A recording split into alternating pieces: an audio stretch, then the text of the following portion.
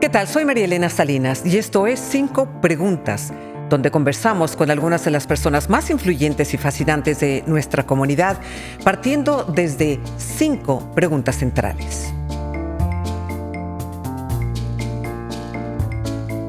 Estados Unidos fue construido en las espaldas de los inmigrantes. Eso es un hecho. Por varias generaciones ha sido un lugar seguro de refugio para quienes buscan libertad, oportunidades de empleo y educación. De hecho, el poema en la Estatua de la Libertad dice: «Dame a tus cansados, a tus pobres, a tus masas hacinadas que anhelan respirar en libertad». Un símbolo de esperanza y bienvenida para los inmigrantes que llegan en busca de un nuevo comienzo. Primero fueron millones de europeos y con el paso del tiempo llegaron otros de diversas partes del mundo. Hoy en día es un hecho que en los últimos años ha habido un incremento en los migrantes que intentan entrar a los Estados Unidos y que cientos de miles lo han logrado, en su mayoría a través de un parol humanitario o solicitando asilo, que por cierto es legal en los Estados Unidos. Es un hecho también que nuestro hemisferio está atravesando por una etapa desestabilizadora por el aumento del autoritarismo, desastres naturales, cambio climático, violencia, pobreza y los efectos socioeconómicos a nivel global de la pandemia de COVID-19, lo que ha impulsado aún más el flujo migratorio a Estados Unidos. Aunque la historia de la inmigración en nuestro país es compleja, ha habido etapas donde los inmigrantes son bienvenidos y otras en las que no, pero pocas veces hemos visto un rechazo como el actual, donde algunos creen en la retórica política que los describe como asesinos, violadores, criminales que están envenenando la sangre de este país. Una retórica que parece no importó y fue acogida por más de la mitad de los votantes, incluyendo muchos hispanos que fueron inmigrantes también o cuyas familias también huyeron de condiciones precarias. Nuestra invitada de hoy es una de esas personas que ha sido rechazada por la sociedad y las leyes de este país. ¿Y qué hizo? Luchó y obtuvo logros para ella y para miles que han estado en su situación. Gaby Pacheco es una Dreamer. En la actualidad, presidenta y directora ejecutiva de The Dream US, organización que provee becas universitarias a jóvenes indocumentados.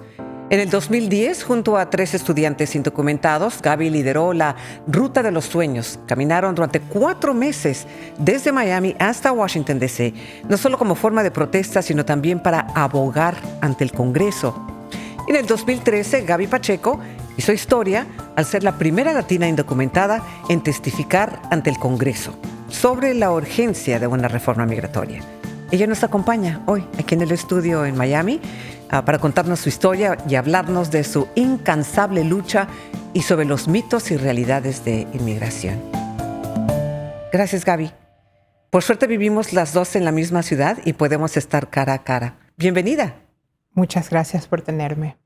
Antes de comenzar a hablar del tema, cuéntame un poco tu historia personal, tu historia de migrante.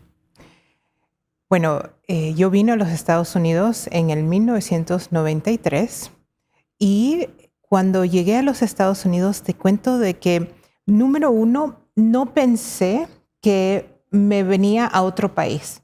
Cuando yo era chiquita, yo veía el globo, ¿verdad? Claro. Y hay una línea que todo el mundo sabe que se llama el equator, ¿verdad? Ajá. Y para mí, como una niña chiquita, yo decía, Ecuador es todo el mundo.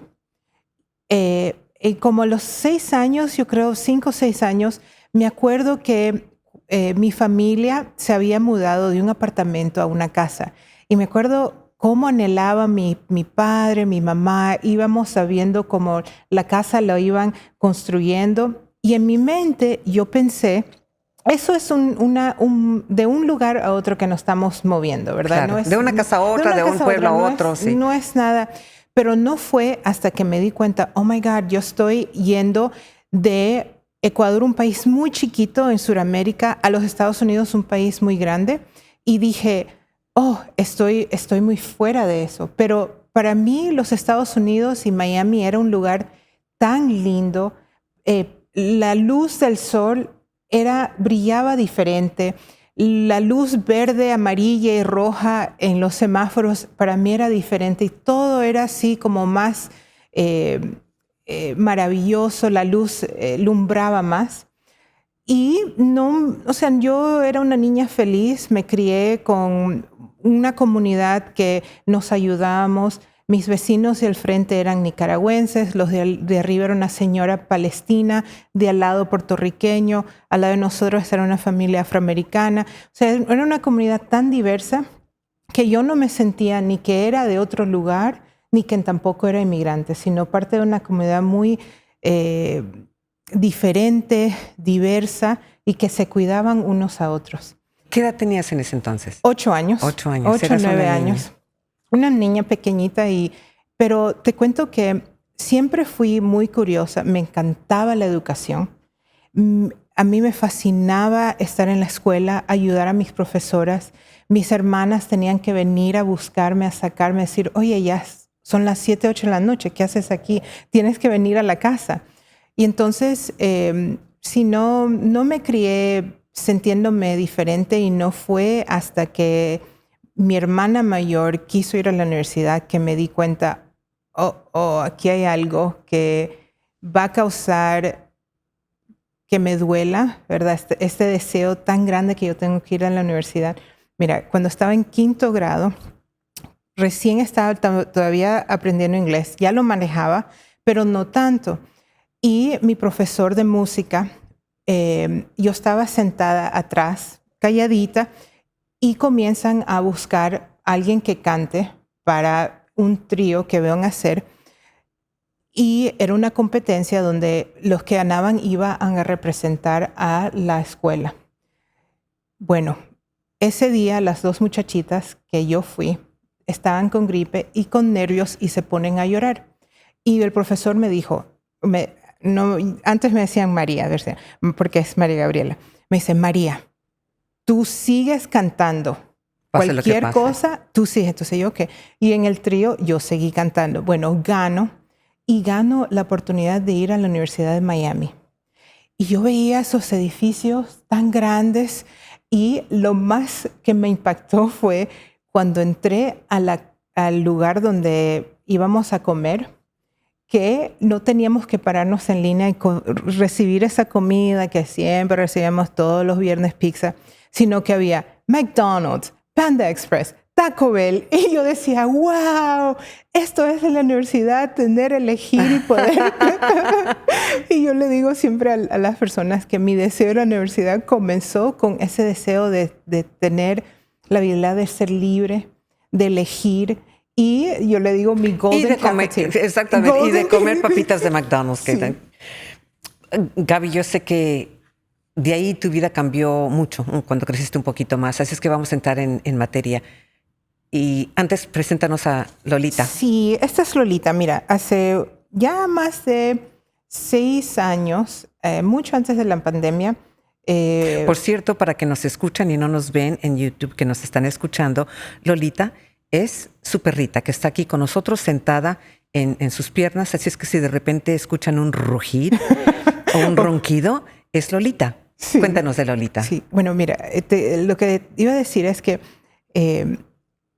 uno no sabe el estrés que uno tiene, la ansiedad y para no dar mucho, pero en el 2006 sí hubo una redada que pasó en mi casa y causó mucho trauma. Y entonces he tenido a compañeros que son perritos, ¿verdad? Que me han ayudado. Tenía uno que ya está retirado y ahora Lolita es mi compañera y que me ayuda, ¿verdad? En esos momentos. Es perro de servicio, perro de apoyo emocional, sí, como le quieran poner. Sí. Pero se está portando bien. Espero, sí. Ella con tal de estar conmigo, que ella se asegura que estoy bien, está bien. Pregunta 1. ¿Cuándo te diste cuenta de que tú eras indocumentada? Bueno, habían como señales y la primera señal era que yo me acuerdo que mi papá siempre andaba ansioso y le pedía a mi hermana mayor que llamara a Texas.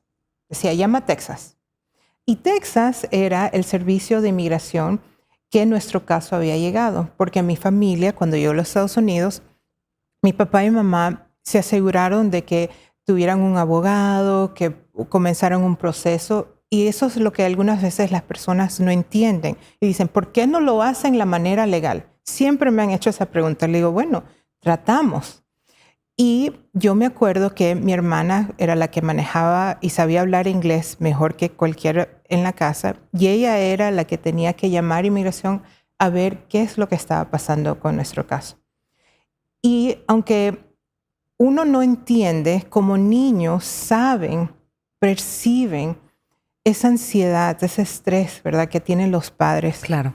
Y no fue hasta que esa misma hermana llegó a la casa un día llorando, enojadísima, diciendo, ¿por qué esto no es justo? Yo quiero ir a la universidad, quiero ser enfermera, ¿por qué no me dejan, verdad? Y le habían dicho que ella no tenía un estatus migratorio y que por eso no la podían dejar admitir al Miami-Dade College.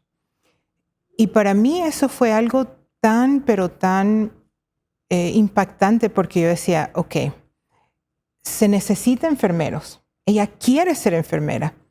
Y no es que le están pidiendo de gratis ir a la universidad, sino dame una oportunidad.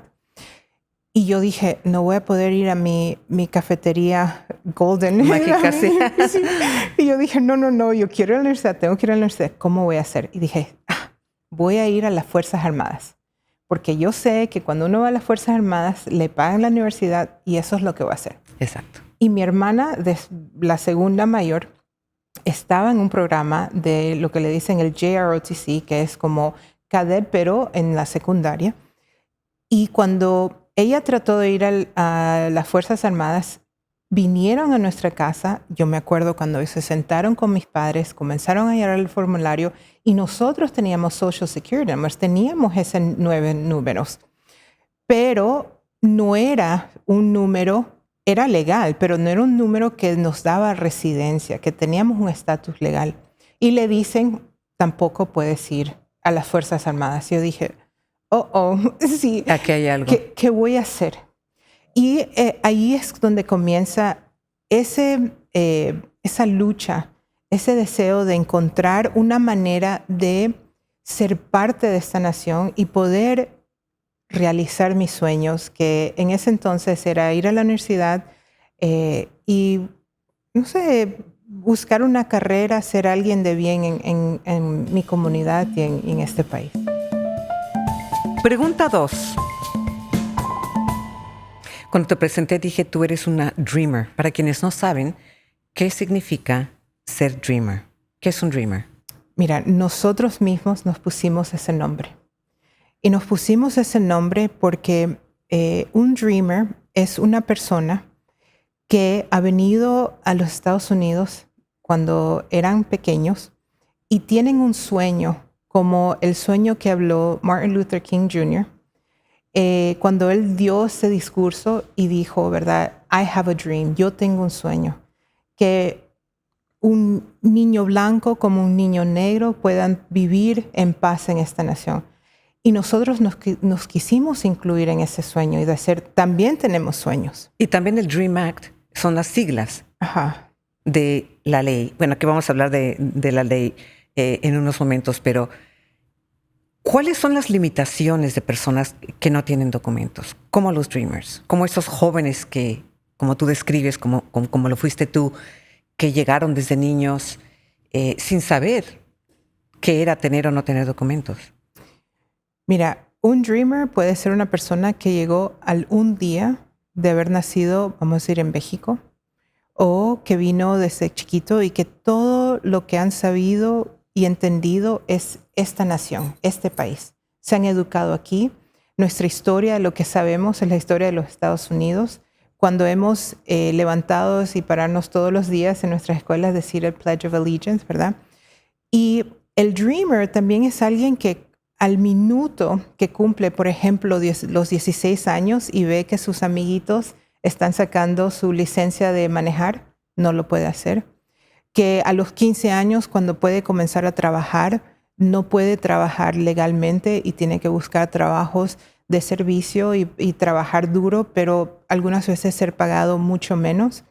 Y cuando se gradúan de la universidad y confrontan la realidad de que ahora son adultos, tienen que vivir una vida limitada de no poder ir a la universidad, no porque este país dice no lo pueden hacer, porque hay mucha desinformación, porque no tienen recursos. Yo me gané una beca que yo podía haber ido a cualquier universidad y no tenía que pagar nada porque trabajé Ni muy con la duro. beca podías No ir. podía recibir la beca. Aquí en el estado de la Florida no dejan. Así sea que yo hice 1000 horas de horas comunitarias. Yo era una de las estudiantes más destacadas en la high school. De 1000 estudiantes, todos me conocían porque Tú eres eres la presidenta del student body, ¿no? Del cuerpo cuando estudiantil. cuando llegué a la universidad, sí.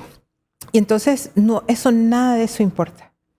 Y así sea que yo siempre le decía a las personas, mira, mis padres pagan, ellos tienen su casa, ellos pagan impuestos y pagan sus impuestos como cualquier otro inmigrante.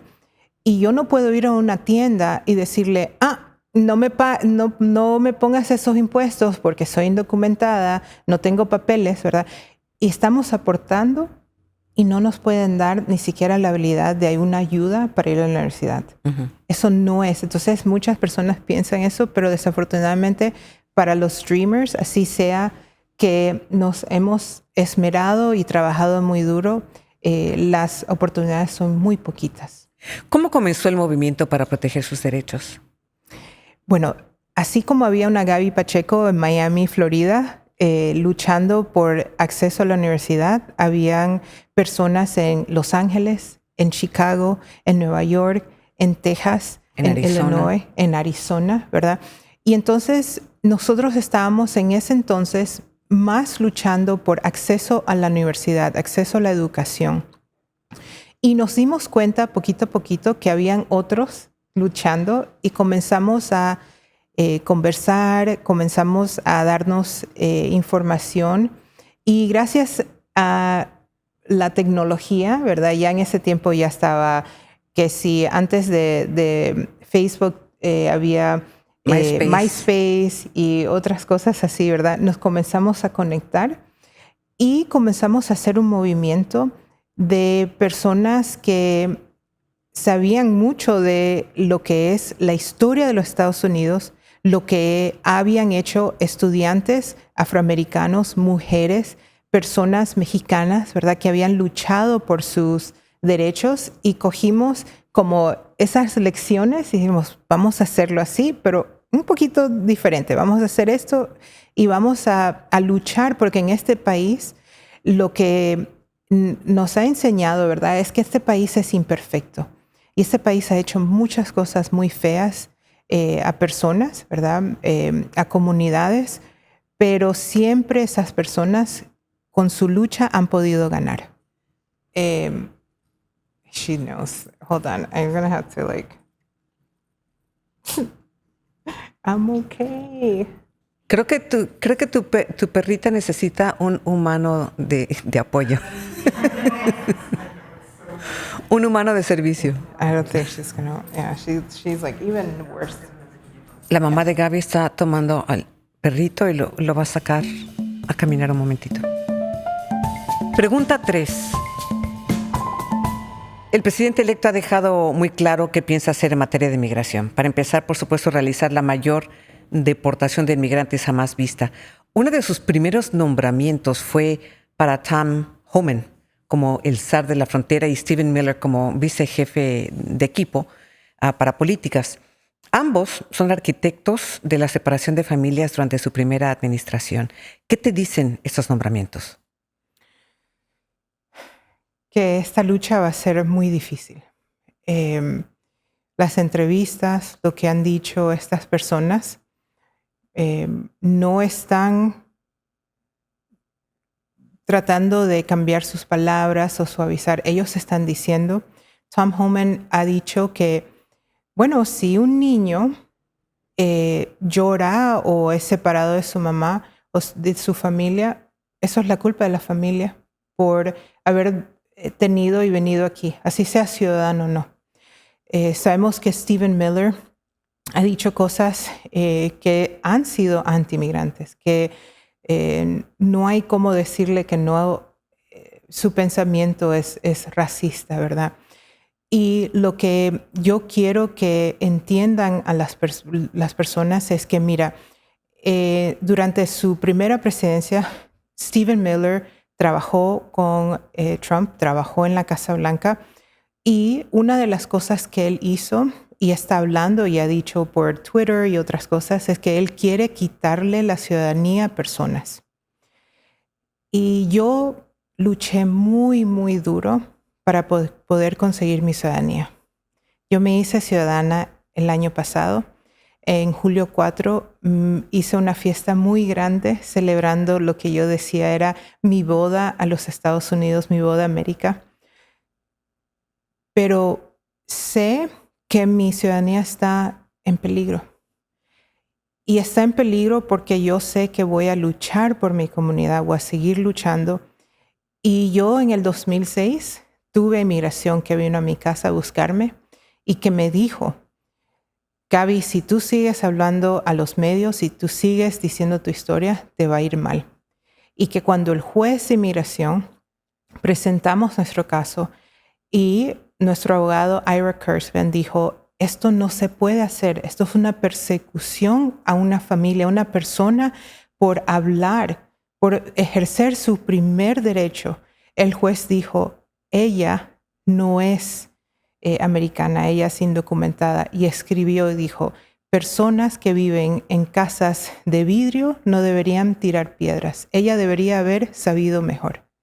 Entonces, la historia no solamente de los Estados Unidos, pero mi propia historia, sé que esta lucha que yo tengo, que he tenido, que para mí es una lucha muy noble de poder ser parte de esta gran nación, de decir, dame una oportunidad, danos una oportunidad, es algo que Stephen Miller dice, que yo soy una amenaza a este país. Sí tiene fama Stephen Miller de ser uno de los más extremos, especialmente en materia migratoria de la administración. Cabe de implementarse las nuevas políticas que prometió Trump. ¿Qué efecto tendría en personas como tú? Bueno, mira, ya yo lo estoy sintiendo ya. En el 2016 yo tenía DACA y cuando ganó Trump yo no dormí desde noviembre hasta enero.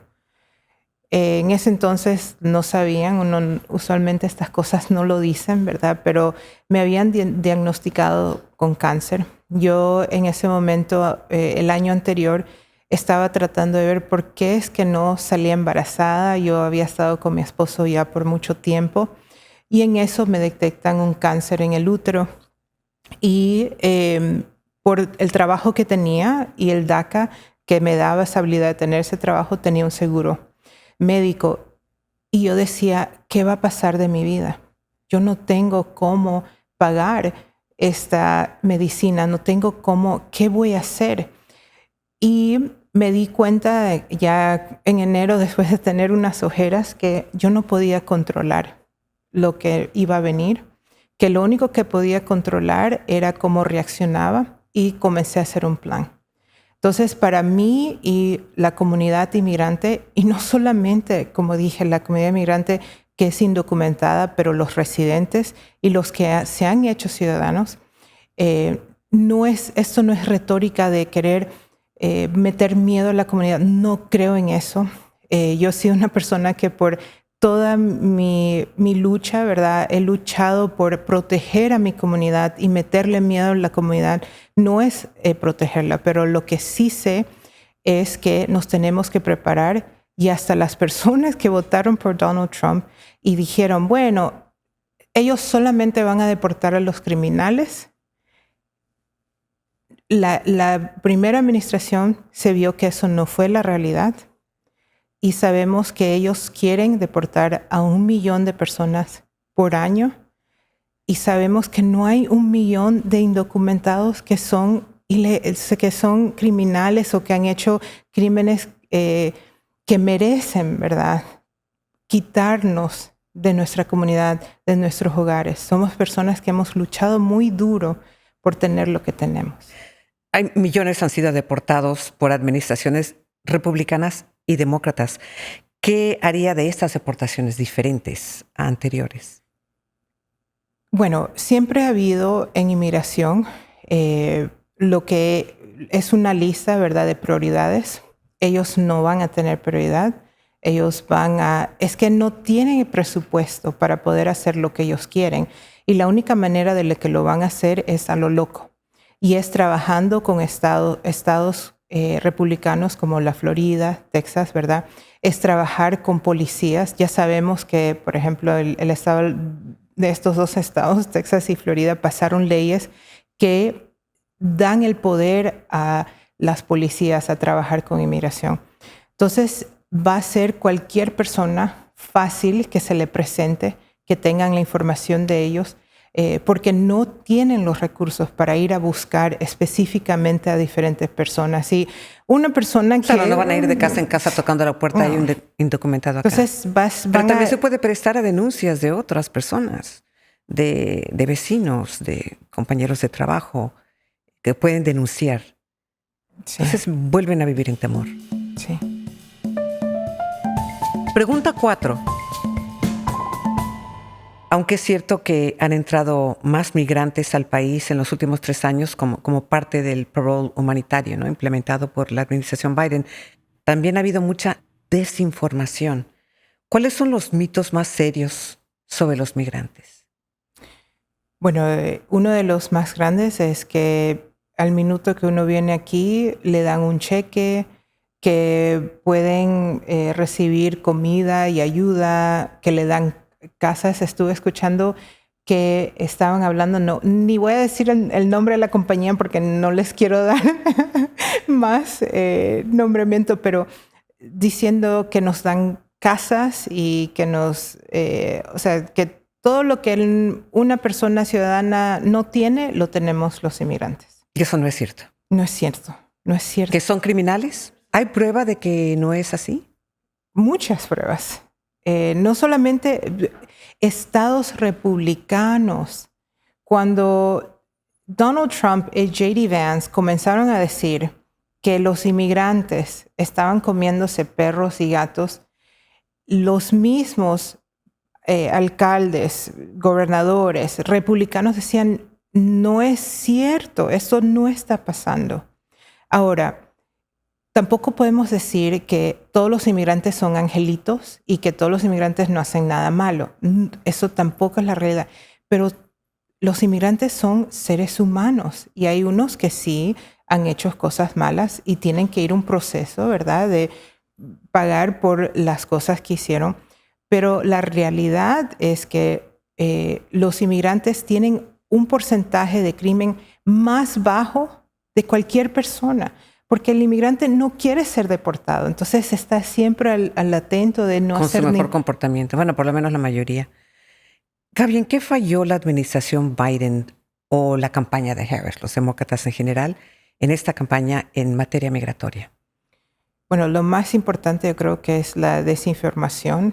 Es muy difícil, ¿verdad?, para los demócratas hablar de esto porque usualmente ellos tienen miedo a la izquierda y a la derecha. Y si ellos dicen algo que va en contra de los inmigrantes, las personas en la izquierda comienzan a atacarlos. Yo he sido una persona que yo voté por Harris, pero soy independiente. He trabajado, yo me he reunido con Donald Trump y en el 2016 al 2020 me reunía con personas en su administración, me reuní con republicanos, pero desafortunadamente los demócratas no han entendido cómo ellos mismos hablar de sus pólizas, sus políticas, de lo que han hecho. Y no sé si es porque no lo entiendo. No lo entiendo. Lo que hizo Biden de la política de darle la oportunidad a los cubanos, nicaragüenses, haitianos, venezolanos, de venir aquí a los Estados Unidos, redujo el flujo de las personas que estaban entrando a la frontera. Y la realidad es que es el Congreso de los Estados Unidos que tiene que pasar el presupuesto para poder darle el dinero que necesita el Departamento de Homeland Security para poder tener una frontera donde no solamente pasen personas, pero que no pasen de los Estados Unidos a México, ojo que eso pasa mucho, las armas, las drogas, ¿verdad? Entonces, para ellos poder contener el flujo que era muy grande, que no tenían el presupuesto las personas de hacerlo, hicieron este programa y bajó. Entonces, ellos no hablaron y no pudieron entender. Vender su idea. Y también yo creo que otra cosa que no hicieron claro es por qué han dejado entrar a personas de Venezuela, Haití, Cuba y Nicaragua. ¿Por qué? Porque son 4 países con los que Estados Unidos no tiene relaciones diplomáticas y no pueden devolvernos, no pueden hacer un acuerdo de vamos a enviarlos, ustedes los van a recibir. Y quizás es posible que esa idea o ese hecho, porque es un hecho, no se vendió como parte de la campaña. Es que nadie lo dijo, nadie lo explicó. Pregunta 5. Como presidenta y CEO del Dream US, ¿cómo ves el futuro de la comunidad inmigrante en este país? Está en nosotros. La dirección en que nosotros queremos que vaya este país está en nuestras manos. Mira, yo no le voy a culpar a nadie ni le voy a decir que irse de esta nación a buscar su felicidad a otro lugar está malo. Tampoco le voy a exigir a nadie que salga a luchar como lo he hecho yo, porque yo sé qué duro es eso y no es fácil. Pero es importante que nosotros seamos las personas que nos salvemos a nosotros mismos. Nadie va a venir a salvarnos. Y no solamente eso, sino que nadie va a entender nuestra historia, nuestra lucha, si no la contamos. Si no pedimos a otros seres humanos, a otras personas, decirle, ayúdanos. Cuando nosotros caminamos 1,500 millas desde Miami hasta Washington, D.C., lo hicimos más que nada por amor a nuestras familias, a nuestra comunidad, a esta nación y con un entendimiento de que las personas no son malas, sino que tienen mal información y que al sentarnos y hablar podemos conseguir que las personas nos entiendan. Yo pude hablar con personas que son miembros del Ku Klux Klan. Yo pude hablar con personas que nunca en su vida, que tenían stickers con la bandera del sur, con pistolas y todo eso, y que daba miedo, pero al final de la conversación decía, tú deberías quedarte. Tú eres de las buenas. Vamos a conseguirte un abogado. Como dicen, que lo saquen, pero no a mi vecina, no Sí. a mi Y yo le jardinero, decía, no a ver, tal persona que me cae bien, no al de la taquería. No. No a mi nani, la que ha cuidado a mis hijos, Claro. o la que ha limpiado mi casa, ¿verdad? Pero yo le decía, ok, pero yo tengo hermanos y somos iguales, o sea, nos criamos. Ok, bueno, sí de tus hermanos. Le digo, pero también está, entonces eso Claro. daba un shock, ¿verdad? A la persona y también es importante, mira, yo soy una persona muy amorosa, una persona que cree en el ser humano y en las personas, pero hay una línea que hay que cruzar y porque yo sea eso, no significa que yo cuando escuche una información que no está correcta, no le voy a decir, a ver, enséñame los datos, enséñame dónde conseguiste eso, porque lo que estás diciendo no está correcto, no está bien. Entonces, es incómodo y yo sé que muchas personas dicen, no se debería hablar en familia, ni eso, ni religión, ni política. No, hay que hablarlo. Porque en este momento yo estoy viendo que las comunidades se están dividiendo más y más, se están separando. Y si cuando hablo de, por ejemplo, en este momento, la gente no va a saber quién soy yo, porque va a decir, o es republicana o es demócrata, y habla mal de los demócratas y habla de los republicanos. No, yo lo que quiero es una política, unos políticos líderes que sean líderes para toda la comunidad y que no hagan daño a una comunidad inmigrante que ha hecho este país rico. Y yo estoy en este momento muy, pero muy preocupada de este país, del futuro de este país, porque la mayoría de los inmigrantes ya están llegando a una edad de que van a necesitar retirarse, que no van a poder hacer trabajo que tienen que hacer. ¿Quién va a hacer ese trabajo? Gaby, ¿qué le dirías a las personas en este país que piensan que personas como tú no tienen derecho a estar aquí? Y si te trajeron tus padres, que ellos son responsables por violar la ley. ¿Qué les dirías? Número uno, les diría que buena suerte tratar de decirme a mí que me tengo que ir de este país. Este es mi hogar y aquí estoy bien plantada. Tengo mi hogar, mi esposo, mis perritos, todo. Y aquí me quedo. Pero número dos, yo le preguntaría a esa persona, ¿qué tú harías por tus hijos? Y lo más, para mí, un héroe es una persona que piensa por otros y no por esa persona. Mis padres dejaron todo atrás. Mi madre y mi padre no vieron ni a su papá ni a su mamá morir. Se han muerto sus hermanos. Mi mamá, yo me acuerdo cómo lloraba, porque ella no quería venir a los Estados Unidos, pero lo hizo por el amor que tiene a sus hijos. Y ese amor es el amor más grande y más puro que hay en este mundo. Y cualquier persona que diga, bueno, tus padres son responsables por lo que ha pasado y ellos son los culpables, mi pensar es, ellos no saben lo que es amor. ¿Tú crees, Gaby, que es posible que llegue una reforma migratoria en este clima político actual? Yo creo que nadie quiere que yo diga esto. Dilo. Sí, pero no lo que están pensando. ¿A qué te refieres?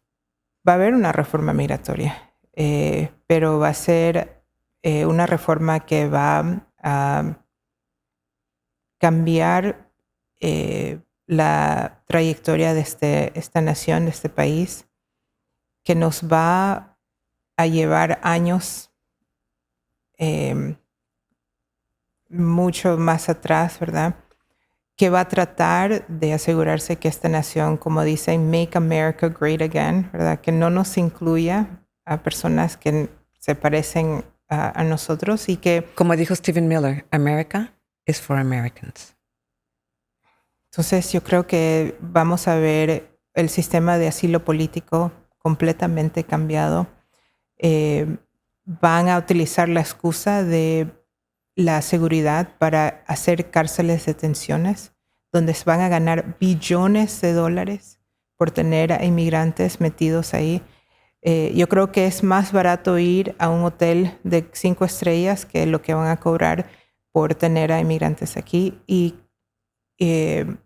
capaz hagan algunas cosas buenas porque saben que hay muchos latinos que están creciendo, que están naciendo aquí, que son ciudadanos, que están cumpliendo 18 años y van a necesitar a esos latinos republicanos. Mira, en el 1986, del 82 al 86, cuando Reagan hizo su reforma migratoria, fue con el Congreso demócrata, pero él era republicano.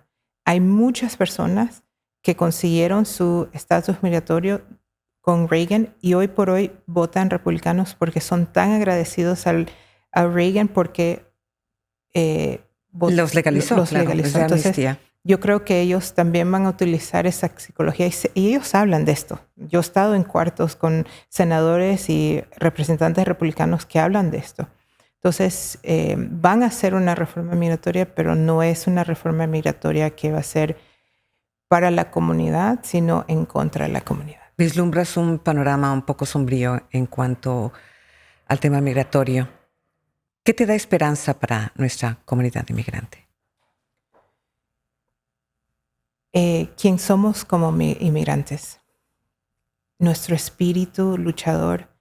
Hay personas que han cruzado selvas, desiertos, océanos enteros por el sueño. Y muchas personas hablan del sueño americano y el sueño americano es el inmigrante. Y yo creo que ese sueño es algo que nadie nos va a poder ni opacar ni apagar. Nosotros somos una luz que brilla muy, muy grande. Y yo creo que para mí lo que me tiene bien plantada en esta tierra y en mis esperanzas es que yo sé que no estoy sola. Qué lindo, gracias. Gracias, Gaby. La verdad, gracias por compartir tu historia personal y por inspirarnos a muchos, ¿no? Con tu lucha. Y te felicito por lo mucho que has logrado y por seguir apoyando a tu gente. Bueno, la realidad es que no lo hice sola. Y hemos tenido a muchas personas como tú que nos han inspirado y que nos han dado la oportunidad de contar nuestras historias. Gracias. Gracias, Gaby. Muy linda. Bueno, Lolita te está esperando, así es que ya la vamos a dejar ir porque Lolita está afuera con su mamá esperando a Gaby. Bueno, a todos ustedes, gracias por habernos acompañado y no se pierdan los próximos episodios donde seguiremos explorando los temas que nos tocan de cerca. Yo soy María Elena Salinas y esto fue 5 Preguntas. Hasta pronto.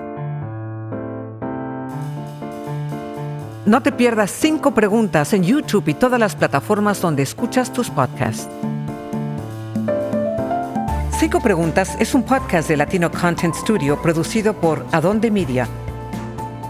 Nuestra productora es Mayra Rocha, editor de guión David Alandete, coordinador de producción Nicolás Sosa, ingeniero de audio Martín Cruz, supervisor de producción y editor de video Mariano Pagela y la productora ejecutiva es Martina Castro. De Latino Content Studio, la ejecutiva del estudio es Isi Gravano, la ejecutiva a cargo es Mónica Bueno y el productor ejecutivo es Pete Corona.